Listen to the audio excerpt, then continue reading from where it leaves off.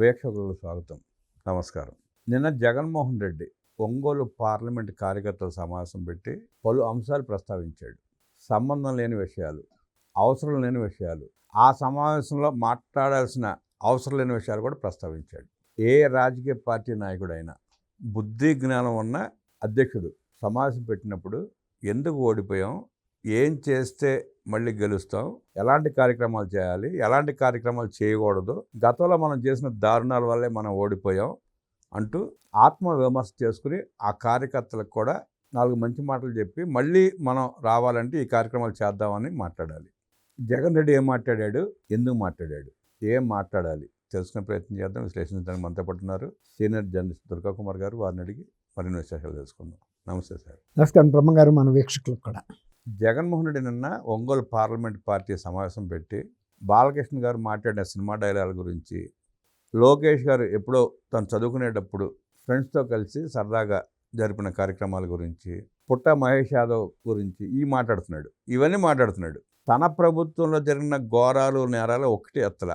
పోనీ ఆ సమావేశంలో కార్యకర్తలకి మనం మంచి పనులు చేయలేకపోయాం, ప్రజలు మనం ఓడించారు, మనం వస్తే మళ్ళీ ఈ మంచి పనులు చేద్దాం, ప్రజలతో మమేకం అవుదామంటూ ఆ ప్రస్తావన తీసుకురాలి. ఆయన రాజకీయ పార్టీ అధ్యక్షుడు అనేవాడు సమావేశం పెట్టినప్పుడు కార్యకర్తలు ఎలా మాట్లాడాలి, ఏం మాట్లాడుంటే బాగుంటుంది అంటారు, ఎట్లా విశ్లేషిస్తారు? మీరు చెప్పారు కదా, ఏదైతే మాట్లాడకూడదో అసలు ఆత్మవిమర్శ చేసుకోలేదు అని మీరు చెప్పారు. ఏదైనా ఒక పార్టీ అపజయం పాలైనప్పుడు ముందు చేసుకోవాల్సింది ఆత్మవిమర్శ. తర్వాత కార్యకర్తల్లో నైతిక ధైర్యం పెంచాలి, దిశానిర్దేశం, మార్గదర్శనం చేయాలి.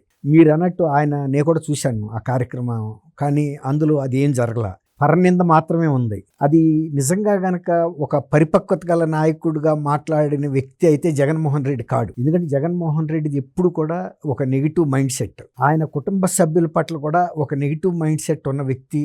రాష్ట్రం ప్రజల పట్ల, రాష్ట్ర ప్రగతి పట్ల, లేకపోతే ప్రతిపక్షాల పట్ల, లేకపోతే సహ రాజకీయ పార్టీల పట్ల ఒక మంచి భావంతో మెలుగుతాడని మనం అనుకోలేము. ఆయన అధికారంలోకి వచ్చిందే ప్రజలను వంచడం ద్వారా వచ్చాడు. వచ్చిన తర్వాత కూడా ప్రజల శ్రేయస్సును వదిలిపెట్టేసి కేవలం తన వ్యక్తిగతమైనటువంటి రాజకీయ లబ్ధి ప్లస్ రాజకీయ లబ్ధి కన్నా కూడా ఆర్థిక లబ్ధికి ఎక్కువ ప్రాధాన్యత ఇచ్చాడు.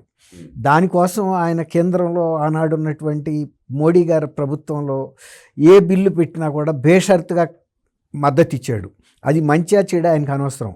ఆయన ఒక మోడీ గారికి ఒక దత్తపుత్రుడు లాగా ఏది చేసినా జయ్యే తప్ప అసలు అది మంచిదా చెడా అన్న ఆలోచన చేయలేదు. ఆయన ఎంతసేపు తన మీద ఉన్న కేసులు విచారణకు రాకుండా ఆపగలిగితే చాలు, జస్టిస్ డిలేడ్ ఈజ్ డినైడ్ అన్నట్టు, ఆ న్యాయం కనుక అమలైతే ఇతను జైల్లోకి పోతాడు.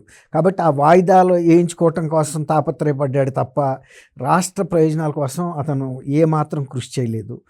ప్రజలకు ఇచ్చిన హామీల్ని తుంగలో తొక్కాడు. పూర్తి భిన్నంగానే పరిపాలించాడు. పరిపాలన మొత్తం 5 సంవత్సరాల్లో ఆయన పెట్టుకున్నంతమంది సలహాదారులు, వాళ్ళకి ఇచ్చిన శాలరీలు, వాళ్ళకి ఇచ్చిన హోదాలు, వసతులు, వాళ్ళ నుంచి ఆయన తీసుకున్న సలహా ఒక్కటి కూడా లేదు. కేవలం ఆయనకి సంబంధించిన వ్యక్తులకి ఒక పునరావాసంలాగా చేసి ప్రజల డబ్బుని దోసిపెట్టాడు. వాళ్ళకి దోసిపెట్టిన దానికన్నా కూడా 100,000 రెట్లు లిక్కర్ రూపంలోనే దోసుతున్నాడు. మైన్స్ రూపంలో కానీ అన్ని రూపాల్లో. ఒక ఇసుక పాలసీ మూలన ఆంధ్రప్రదేశ్ ఆర్థిక వ్యవస్థ కుదేలైపోయింది. ఒక పక్కనేమో డబ్బుని లిక్కర్ రూపంలో తీసుకెళ్ళిపోయాడు. రెండవది, నిర్మాణ రంగం అనేది ఏ రాష్ట్రంలో అయినా సరే వ్యవసాయ రంగం తర్వాత ఎక్కువ ఉపాధి కల్పించే రంగం. అనేక మంది చేతి వృత్తుల పనివాళ్ళు దాని మీద ఆధారపడ్డారు. ఎప్పుడైతే ఆ రంగం కుదేలైందో గ్రామీణ వ్యవస్థే కాదు, ఆంధ్రప్రదేశ్ ఆర్థిక వ్యవస్థ కుదేలైపోయి ఫస్ట్ టైము వలసలకు వెళ్ళటం అనేది కూడా మొదలైన సందర్భం. అట్లాంటి వ్యక్తి వాళ్ళ ప్రజలు ఇచ్చిన తీర్పు, అతను ఏమనుకున్నాడంటే 5 సంవత్సరాల పాటు నేను వ్యక్తిగతంగా ఇంత లబ్ధి పొందా కాబట్టి ఆయన రాష్ట్ర ప్రజలు ఇంకెంత లబ్ధి పొందారో అనుకున్నాడు. కానీ ఆయన పీల్చింది ప్రజల రక్తం అని ఆయనకి తెలియలేదు. ఇవాళ వాళ్ళ సొంత చెల్లెల విషయం కానీ తల్లి విషయంలో కానీ వాళ్ళు కంపెనీ లా అప్పిలేట్ ట్రిబ్యునల్లో మళ్ళీ వాళ్ళు పిటిషన్ పెట్టుకున్నారు. అది వచ్చే నెల వాయిదా పడింది. వాళ్ళకిచ్చిన ఒకే ఒక కంపెనీలో ఇచ్చాడు ఈయన గిఫ్ట్గా షేర్లు, అన్ని కంపెనీల్లో ఇవ్వలేదు.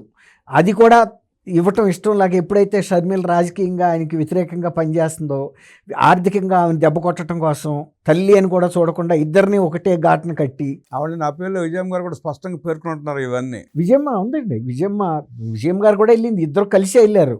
ఇప్పుడు ఇద్దరు బాధితులే, తల్లి చెల్లి బాధితులే. ఇలాంటి వ్యక్తి ఇతరుల మైండ్ సెట్లు బాగాలేదని చెప్తాడు.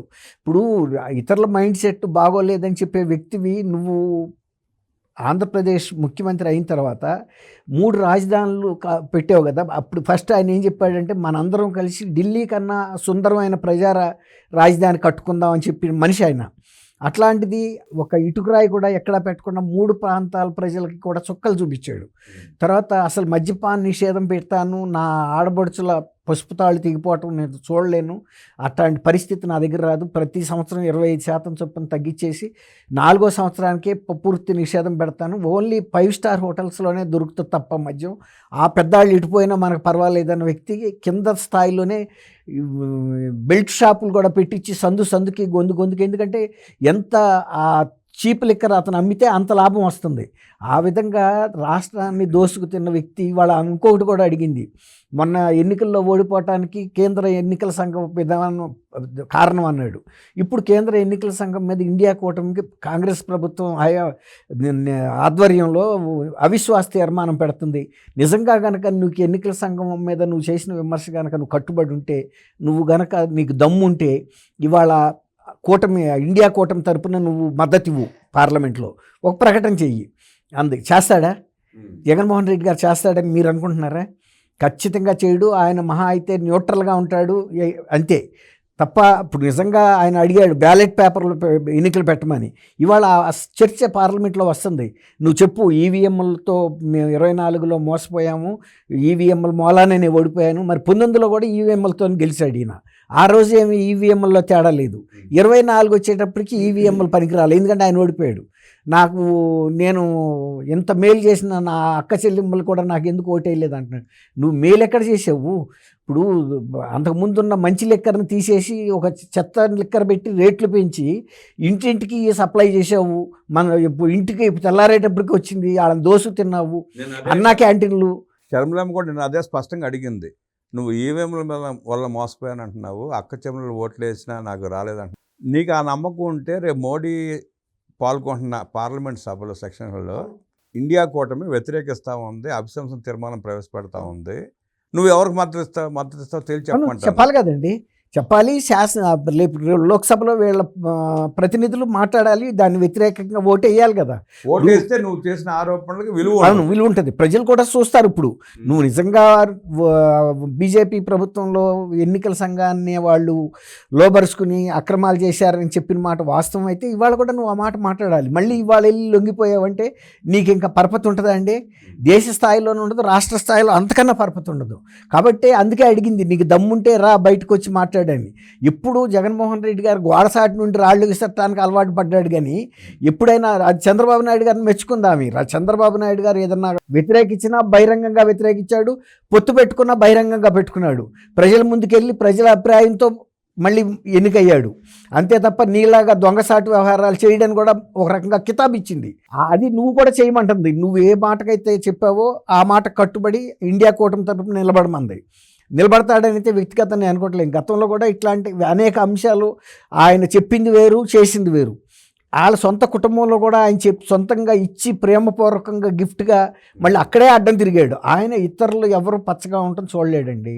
తర్వాత మరి నీ విధానాలకు అన్నీ వ్యతిరేకంగా జరుగుతున్నాయి కదా. ఇవాళ కూటమి ప్రభుత్వం ప్రజల కోసం చేస్తుంది, మరి నీ పార్టీ అయితే ఒప్పుకోదు. మరి బయటకు వచ్చి ఎందుకు విమర్శించడం లేదు? అమరావతి ఏది ఎక్కడ లేని సాట ఆయన ఏదో కోట్లు ఖర్చు పెడుతున్నాడు అంటున్నావు కదా, అసెంబ్లీలోకి వచ్చి చెప్పు ఆ మాటే. ఏమీ లేని సాట ప్రజల ధనం తీసుకెళ్ళి చంద్రబాబు నాయుడు గారు కుప్పలు తెప్పలుగా పారబోస్తున్నాడని చెప్పు. అట్లాగే లిక్కర్ పాలసీ నేను చాలా మంచి పాలసీ పెట్టాను, నా విజయసాయి రెడ్డి, నా రాజకేశ్ రెడ్డి, వాసుదేవ్ రెడ్డి వీళ్ళందరూ కలిపి కృష్ణమోహన్ రెడ్డితో నేను పెట్టాను, అది ఎందుకు తీసేశాడో చెప్పమని అసెంబ్లీలో ప్రశ్నించు, ప్రజలను బహిరంగంగా అడుగు. ఆ రోజు మంచి లిక్కర్ తాగారా, ఇప్పుడు కూటమిలో తాగుతున్నారు, ఆ రోజు రేట్లు తక్కువ ఉన్నాయా, ఇప్పుడు తక్కువ ఉన్నాయా? ఇట్లాంటి ప్రశ్నలన్నీ నువ్వు అసెంబ్లీలోనే నిలదీసి అడగొచ్చు కదా. నువ్వు పవర్ పాయింట్ ప్రజెంటేషన్ లాగా చూపించు.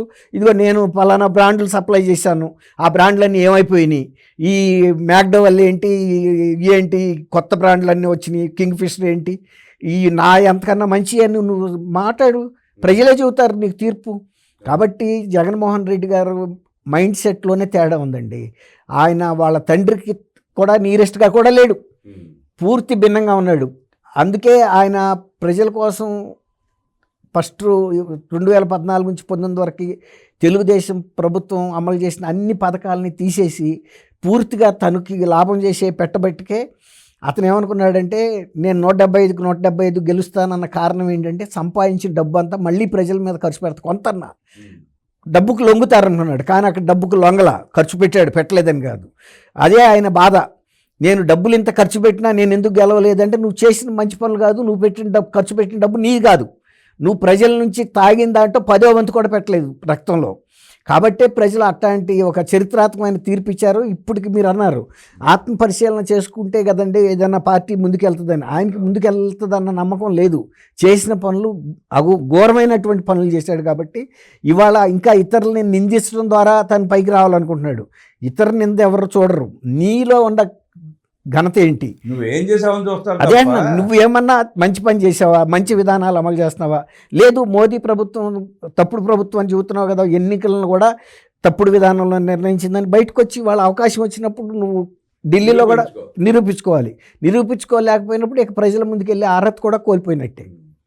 జగన్ రెడ్డి నువ్వు మనిషి అయితే పార్లమెంట్లో ఇండియా కూటమి ప్రవేశపెట్టిపోయే బిల్ని సమర్థిస్తూ మద్దతు ఇచ్చి ఎన్డీఏ ప్రభుత్వానికి వ్యతిరేకంగా నువ్వు మాట్లాడితే నువ్వు మాట్లాడిన మాటలకు విశ్వసనీయత ఉంటుందని, లేదంటే షర్మిల అన్నట్టు నువ్వు కాల్ముక్త బాంఛనంటూ ఎన్డీఏ కూటమి నాయకుల కాళ్ళ మీద పడుతున్నావు అంటూ విశ్లేషించిన దుర్గా కుమార్ గారికి ధన్యవాదాలు తెలియజేస్తూ నమస్కారం.